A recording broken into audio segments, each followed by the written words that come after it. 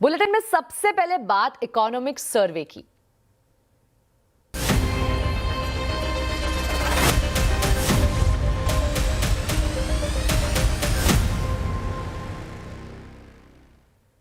वित्त मंत्री निर्मला सीतारमण ने आज संसद में इकोनॉमिक सर्वे पेश किया। आर्थिक सर्वे में इकोनॉमी की अच्छी तस्वीर पेश की गई। ग्लोबल अनिश्चितता के बावजूद आगे ग्रोथ की तेज रफ्तार जारी रहने की उम्मीद जताई गई है। साथ ही विदेशी निवेश और स्वदेशी दोनों की जरूरत पर जोर दिया गया। इकोनॉमिक सर्वे पर ज्यादा डिटेल्स के लिए हमारे साथ जुड़े हैं economic policy editor Lakshman Roy, संवाददाता आलोक प्रियदर्शी और असीम मनचंदा। सबसे पहले लक्ष्मण जी, मैं आपके पास आना चाहूंगी। आप बताइए कि इकोनॉमिक सर्वे क्या बता रहा है आखिर।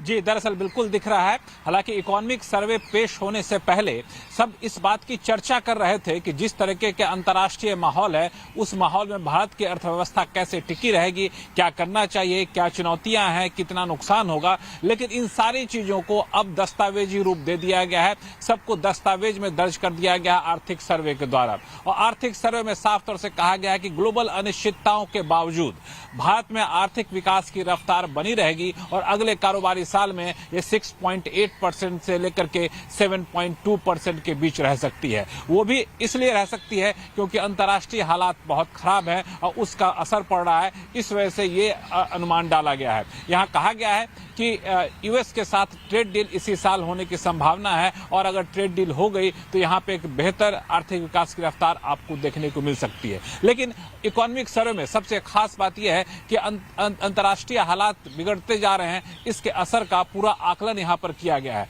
और बताया गया कि जो हालात अभी हैं ये अचानक नहीं हुए हैं, वो दरअसल पिछले 4-5 साल का नतीजा है और अगले 5-7 साल तक ऐसे ही हालात बने रहेंगे। अब बने रहेंगे तो क्या हमारी अर्थव्यवस्था ऐसे सुस्त रहेगी? तो नहीं। इसका जवाब यहाँ पे दिया गया है। जवाब यहाँ पे दो दिया गया है कि अभी हालात जो है घरेलू मोर्चे पर काफी मजबूत संकेत मिलने शुरू हो गए हैं और आने वाले दिनों में कुछ ठोस कदम उठाने की जरूरत है। मजबूत संकेत 3 मोर्चे पर शुरू हुए हैं। सबसे बड़ी चुनौती ये थी कि कंजम्पशन, मांग में बढ़ोतरी नहीं हो रही थी। अब कहा जा रहा है कि प्राइवेट फाइनल कंजम्पशन बढ़ता जा रहा है और जीडीपी का 61% तक जा चुका है।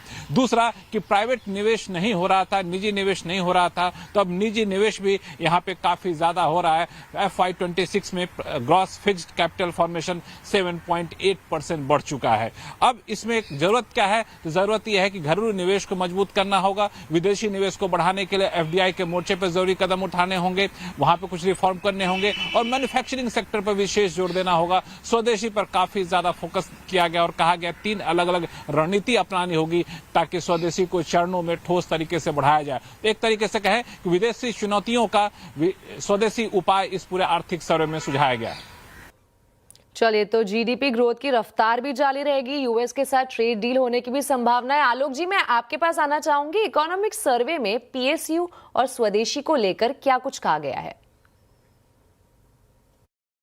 बिल्कुल, देखिए जो सेंट्रल पब्लिक सेक्टर एंटरप्राइजेज हैं, पीएसयूज हैं, उसको लेकर इकोनॉमिक सर्वे में एक तरह से कहें सिफारिश की गई है। कहा गया है कि जिन कंपनियों में सरकार अपनी हिस्सेदारी 51% से घटाना चाहती है या फिर नहीं रखना चाहती, वहां पर अतिरिक्त पूंजी, अतिरिक्त राजस्व बढ़ाने के लिए उसको डाइवेस्ट किया जा सकता है। लेकिन जहां पर सरकार को अपना मैनेजमेंट कंट्रोल रखना है, यानी स्ट्रेटेजिक अपनी भूमिका रखनी है, वहां पर जो अभी 51% का नॉर्म्स है उसको कम करके 26% किया जा सकता है और इस पर विचार करना चाहिए। इसके लिए कंपनीज एक्ट में अमेंडमेंट किया जा सकता है। इसके अलावा जो भी सरकार को अगर लगता है कि कुछ पीएसयूज जो जहां पे उनकी हिस्सेदारी है और वो मार्केट में अच्छा कर रहे हैं, तो वहां पे उनको उनसे कह सकते हैं कि एक उसका विनिवेश के जरिए उसको वहां से आय का जरिया बनाया जा सकता है। तो ये खासतौर से जो सरकारी कंपनियां हैं उनको लेकर इकोनॉमिक सर्वे में कहा गया है। वही बात जो फोकस किया गया है स्वदेशी को लेकर, खासतौर से स्वदेशी पर काफी बल दिया गया है। कहा गया है कि इस हालात में स्वदेशी से हम आत्मनिर्भरता और आत्मनिर्भरता की बात की जा रही थी, उससे अब कहते हैं कि अति आवश्यकता की तरफ बढ़ने की जरूरत है। और इसी स्वदेशी के तहत 3 प्रोंज स्ट्रेटेजी यानी 3 टियर स्ट्रेटेजी बनाने की बात की गई है, जिसे कहा गया है कि आने वाले दिनों में मैन्युफैक्चरिंग बढ़ाया जा सकता है और मैन्युफैक्चरिंग का ग्रोथ हो सकता है।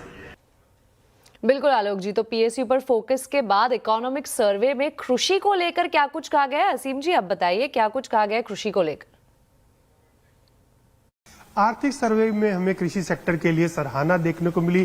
कृषि सेक्टर के सामने बहुत सारी चुनौतियां थी, लेकिन इन चुनौतियों के बावजूद इसमें ग्रोथ बरकरार रही, जिससे कि ग्रामीण क्षेत्रों को काफी मजबूती मिली। आर्थिक सर्वे में कहा गया कि पिछले 5 सालों के अंदर कृषि सेक्टर के अंदर 4.4% की ग्रोथ देखने को मिली। इतना ही नहीं, एक दशक के अंदर एग्रीकल्चर सेक्टर पूरी तरह से स्थिर रहा और इसमें ग्रोथ 4.45% के आसपास देखने को मिली। एग्रीकल्चर के साथ साथ उसके जितने भी एलाइड सेक्टर थे, चाहे वो पशुपालन हो, मत्स्य पालन हो, उनके अंदर भी ग्रोथ देखने को मिली। फलों सब्जियों का उत्पादन रिकॉर्ड देखने को मिला। 12 से 13% के आसपास ग्रोथ हो रही है और पिछले 5 सालों में इसमें ग्रोथ 33% के आसपास की देखने को मिली है। इतना ही नहीं, सरकार ने जो मिशन चलाया आत्मनिर्भर दालों के लिए, उससे भी दालों का प्रोडक्शन है वो लगातार बढ़ रहा है और जो एडिबल ऑयल है उसमें आत्मनिर्भर बनने की दिशा में काफी तेजी से आगे बढ़ रहे हैं। पिछले 1 साल के अंदर इसमें जो प्रोडक्शन है उसमें करीबन 75 लाख टन की बढ़ोतरी देखने को मिली और इंपोर्ट में करीबन 7% की कमी भी देखने को मिली है। हालांकि आर्थिक सर्वे के मुताबिक अगर एग्रीकल्चर सेक्टर को बढ़ावा देना है, किसानों की आय दोगुनी करनी है, तो इसके लिए नीतिगत कदम जो है वो भी उठाने पड़ेंगे। टेक्नोलॉजी के ऊपर भी फोकस आने वाले दिनों में एग्रीकल्चर सेक्टर को करना पड़ेगा, जिससे कि प्रोडक्टिविटी बढ़ सके। जी बिल्कुल असीम, और आप तीनों का बहुत बहुत शुक्रिया इस पूरी जानकारी के लिए। बढ़ते हैं अगली खबर की ओर। मुख्य आर्थिक सलाहकार वी अनंत नागेश्वरन ने कहा कि जियोपॉलिटिक्स और बाहरी चुनौतियों के बाद भी भारत की इकोनॉमी की रफ्तार धीमी नहीं पड़ेगी। उन्होंने बाजार, एआई और घरेलू नीतियों पर चेतावनी भी जारी की। This economic survey, despite the geopolitical environment being what it is confidently upgrading India's potential growth to 7% per annum from 6.5% 3 years ago. And Chapter 1 gives you details on how we managed to arrive at this positive conclusion on the back of the track record that the Indian economy and policy makers have been able to display post-COVID in particular. So India's potential growth is 7%, and that is why you saw that our GDP projection for 26-27 is between 6.8 and 7.2%. अब आपको बता दें, industry chamber CII के मुताबिक वैश्विक चुनौतियों के बीच economic survey Bharat की ग्रोथ की रियल तस्वीर दिखा रहा है। इकोनॉमिक सर्वे पर सीआईआई के डीजी चंद्रजीत बैनर्जी से खास बात की हमारे संवाददाता असीम मनचंदा ने। हमारा साथ सीआईआई के डीजी चंद्रजीत बैनर्जी। सर, सबसे पहले तो इकोनॉमिक सर्वे में ग्रोथ के बारे में कहा गया है 6.8% से 7.2%। क्या लग रहा है कि ये रियलिस्टिक है या फिर हम स्लो डाउन हो रहे हैं? नहीं, आई थिंक जो इकोनॉमिक सर्वे ने बताया है कि आज जो एक ग्लोबल अनसर्टनिटी में इंडिया ने एक स्टेबल तरह ग्रो किया है और जो उनका जो एस्टिमेट्स है 7.2, 6.8 से 7.2 तक, और आने वाले साल में इसी ऊंचा बेस में भी 7% तक हम एवरेज कर सकते हैं। ये एक बहुत ही स्ट्रॉन्ग फोरकास्ट है और हमारी इकोनॉमी का एक स्टेबिलिटी दिखाते हैं। और जो टारगेट्स रखे हैं डेट टू जीडीपी रेशियो का, ग्लाइड पाथ का, वो सब एक स्ट्रॉन्ग इकोनॉमी का एग्जाम्पल है। और हम जो देखे हैं कि अभी उनका उम्मीद है कि प्राइवेट सेक्टर और गवर्नमेंट और सिटीजन एक कोalition बन के काम करे ताकि हम आगे जा सके और एडवांटेज ले सके। उन्होंने काफ़ी कुछ प्रोडक्टिविटी का बारे में बात किए हैं, काफ़ी कुछ बात किए हैं कंपैरेटिवनेस के बारे में, मतलब कि कैसे हम फोकस रहे ईज ऑफ डूइंग बिजनेस में। और इसमें इकोनॉमिक सर्वे में एक पॉइंट तो काफ़ी क्लियरली आते हैं कि एक जो spot, very strong spot in the global map India बाहर आ रहे हैं। Obviously he has spoken a bit about the currency but he's also mentioned that we need to keep focusing on exports to grow the GVCs, and we can navigate through that. Sir, आपने कहा कि private sector का investment अभी भी pickup नहीं कर रहा, तो आपको लगता है कि पिकअप करेगा आने वाले टाइम में? नहीं, इकोनॉमिक सर्वे में बताया गया है कि प्राइवेट सेक्टर का ग्रोथ एडिशंस हो रहे हैं, और एक्चुअली फैक्चुअली भी अगर आप देखें कि प्राइवेट सेक्टर ने एक्चुअली कैपेक्स ऐड कर रहा है काफी टाइम से, साल के ऊपर से एक्चुअली, एंड ये ट्रेंड जो चेंज हुए हैं, ये चेंज दिखाते हैं कि इंडिया में तो डिमांड है, और हमारे जो ग्लोबल अपॉर्चुनिटीज है वो भी काफी स्ट्रांग हो रहा है. So private sector is actually expanding, and therefore what it says that private sector का जो competitiveness issues है उस पे AI etc. we also have to focus so that the private sector can actually play a very very strong role in the growth. अच्छा, deregulation के ऊपर भी focus करने के लिए बोला है, तो आपको लगता है कुछ ऐसे स्टेप्स उठाने चाहिए? मेरा ख्याल से दो चीज है, एक तो डीरेगुलेशन, और एक बात बहुत अच्छी तरह से बताए हैं कि ये जो बैलेंस हमको रखना है, ease of doing business, cost of doing business, logistics cost, इसके ऊपर हमारे फोकस रहना चाहिए लगातार. ये रहे हैं, लेकिन और भी तेज गति से रखना चाहिए, क्योंकि हम ग्लोबली इतना जुड़ रहे हैं. कल ही हमने EU ट्रेड डील देखे हैं, तो बहुत अपॉर्चुनिटीज है. उसके लिए एक तो डीरेगुलेशंस के जरूरी है, फॉरेन कैपिटल अट्रैक्ट करने के लिए भी जरूरी है, स्टेट का एक बहुत ही बड़ा रोल है. और सेकेंडली उन्होंने बोला है कि हमको मैराथन और स्प्रिंट एक साथ करना है, और मैराथन को ऐसे जाना चाहिए कि जैसे और पूरा मैराथन स्प्रिंट जैसे जाना चाहिए. So there is a lot to be done obviously, because हम लोग जिस स्पॉट पे है उसका फायदा उठाने के लिए there is a need for greater momentum both from the state level as well as from the private sector industry level. Sir, आखिरी सवाल करेंसी डिवैल्यूएशन को लेकर, खासतौर पे रुपया लगातार गिर रहा है, वहां पर उन्होंने बोला, आपने जैसे कहा कि मैराथन और स्प्रिंट दोनों दौड़ने की जरूरत है, तो उसका कंसर्न्स है हमारे करेंसीज को लेकर के? एक तो है कि हाँ, मतलब definitely we will have to navigate through this, and there are extraneous factors which also lead to it, but at the same time there is the export component of it is one. Second, if we are able to expand further and export further and become more competitive and attract more investments into India, that's why deregulation etc., we will be able to sort of navigate through this and deal with this, and probably it can be reined over a period of time. तो economic survey से कैसी तस्वीर उभर कर आ रही है सामने, आज आवाज अड्डा में हम इसी पर चर्चा कर रहे हैं. इकोनॉमिक सर्वे क्या है इशारे, तो शाम 7:57 पर जरूर जुड़िएगा.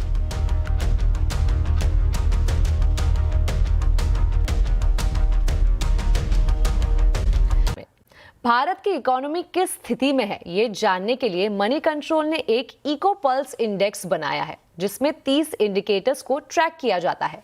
इस इंडेक्स की और क्या खासियत है और इसमें किस तरह के बदलाव दिख रहे हैं, ये बताने के लिए हमारे साथ है मनी कंट्रोल के एसोसिएट एडिटर ईशान गेरा, जिन्होंने इस इंडेक्स को डेवलप किया है.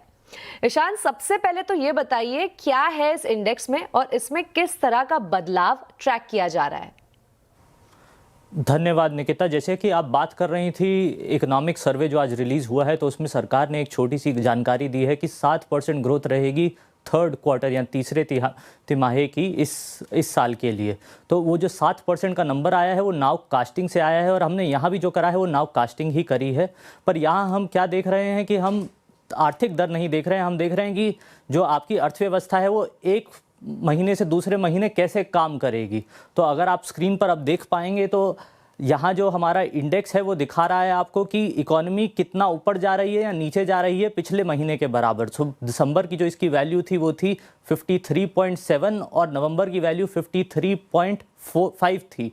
तो उसमें वो हमें बताता है कि कितना इकोनॉमी बेहतर कर रही है पिछले महीने के मुताबिक.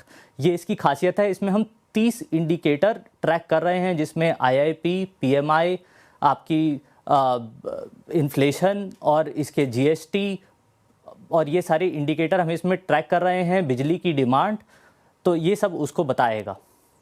बिल्कुल. और अगर बदलाव की बात करें तो क्या बदलाव ट्रैक करता है ये इंडेक्स? तो ये बताता है कि आपकी इकोनॉमी कितना ऊपर और नीचे जा रही है, और ये 50 के नंबर पर फिक्स्ड है। तो 50 एवरेज है, अगर 50 से ऊपर की वैल्यू है तो मतलब इकोनॉमी अच्छा कर रही है, नीचे की वैल्यू है तो बुरा कर रही है। तो जैसे कि आपके इकोनॉमिक सर्वे ने भी बताया कि इकोनॉमी का जो मोमेंटम है वो चल रहा है, तो इसमें भी वही बताया जा रहा है कि इकोनॉमी मोमेंटम चल रहा है। तो इसमें आप कंपेयर भी कर सकते हैं, जैसे कल जो IIP का डेटा आया था उत्पाद दर का, वो बताया उसने कि 26 महीने का हाई था वो 7.6 पर। तो ये भी वही बता रहा है कि वो उसके साथ ही मूव कर रहा है ये चीज़ें। जी जी बिल्कुल ईशान, चलिए बहुत बहुत शुक्रिया इस पूरी जानकारी के लिए। क्या कभी आपके साथ ऐसा हुआ है कि आपने किसी प्रोडक्ट या सर्विस के बारे में बात की और 10 मिनट बाद उसका विज्ञापन आपके फोन पर आ गया? ये कैसे होता है और इसके क्या खतरे हैं, ये जानने के लिए देखिए आज का कंज्यूमर अड्डा शाम 5:57 पर।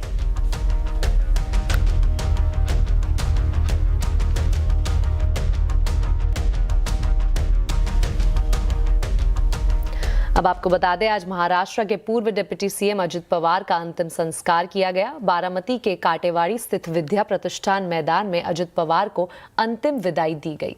उनके दोनों बेटे पार्थ और जय पवार ने उन्हें मुखाग्नि दी। पत्नी सुनेत्रा पवार ने पति के पार्थिव शरीर पर गंगाजल चढ़ाकर अंतिम विदाई दी। मौके पर चाचा शरद पवार और बहन सुप्रिया सुले, गृह मंत्री अमित शाह भी मौजूद रहे। अजित पवार की कल विमान हादसे में मौत हो गई थी।